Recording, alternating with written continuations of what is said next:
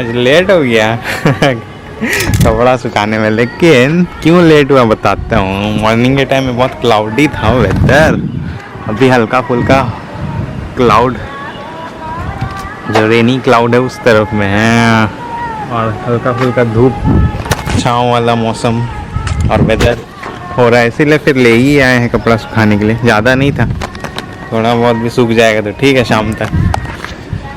और ये स्काई का व्यू आज का ऐसा है। आज 7 तारीख है, 7 अक्टूबर 2024, मंडे है आज।